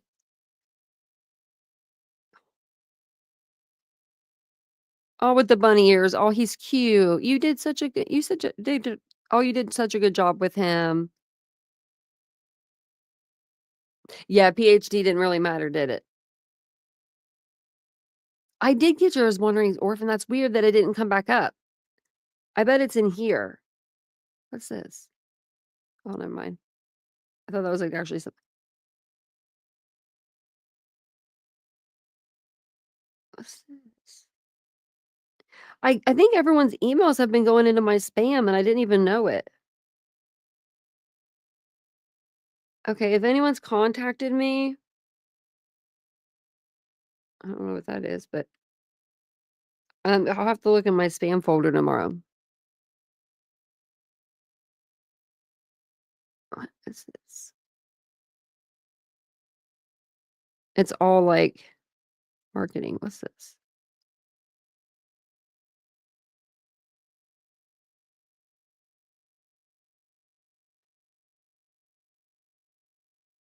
I always get these like collaboration things, and you always have to look at like the email. See, this one might be actually be a real one. Ceramic kitchen cookware set. Don't know if they'd want that on my channel.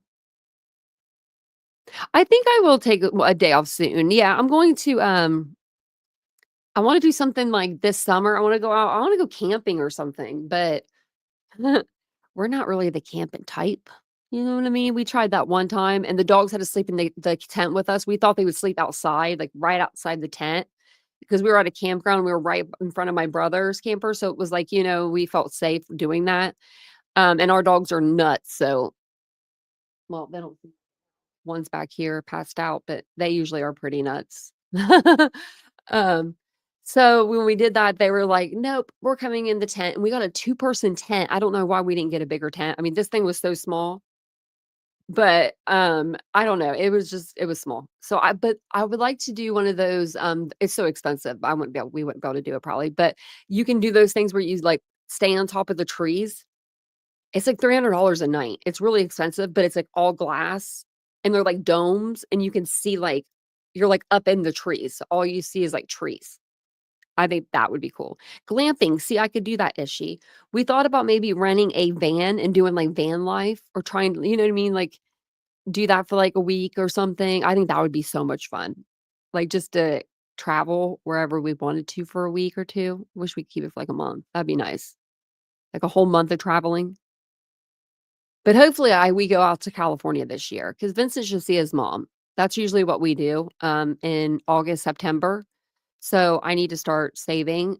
That way I can get him to his mama because, I mean, he needs to see her. He needs to go see her. So I know she usually watches too. So I'll try to get him there. She lives so far. But yeah, it's like across the country trip. But I love going to California. So it's one of my favorite places now. But I appreciate you guys all being here with me tonight and listening to Tony Bruschi. I like him. And my brother came in tonight. I don't know if he's still listening. He usually listens, he says, before he goes to bed. So that was really nice to see him in here tonight. If you're still listening, Tony, I love you and I miss you so much. And call me or text me and we'll go have lunch or something. Because it's been too long. Or we'll go camping.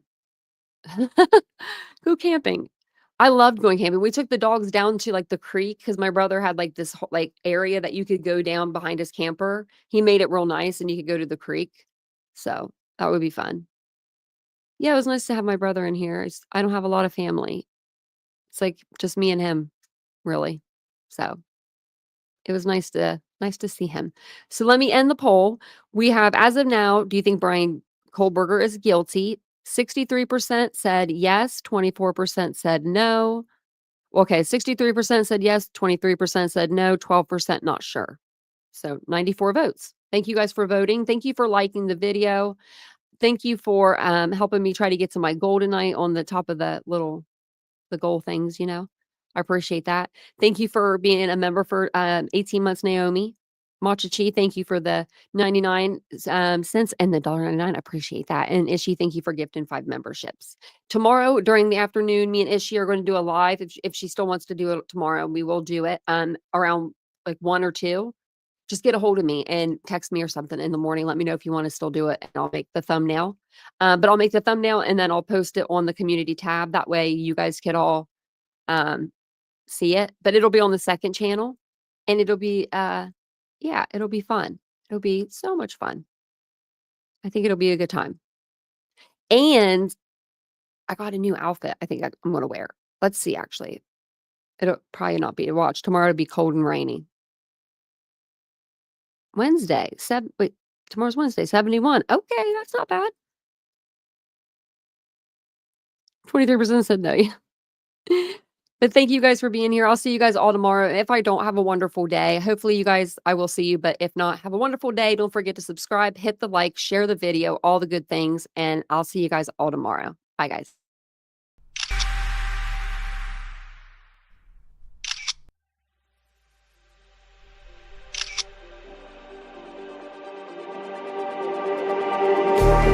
Just like the street lights lit this town, like a fire in a blaze, gotta burn it down. Can't be afraid to leave this out.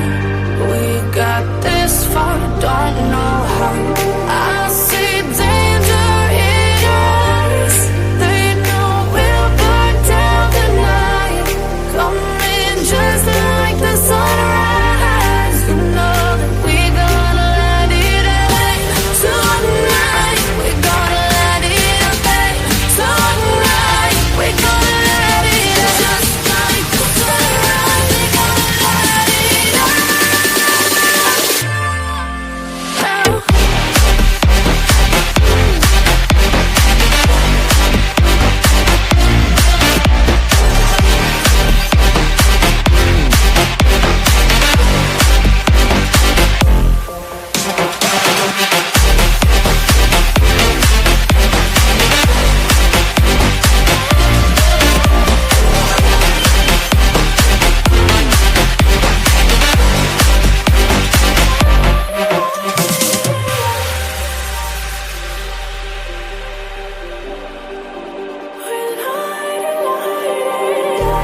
Just like a spark that's breaking out.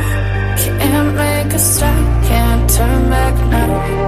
We know that there's no room for doubt.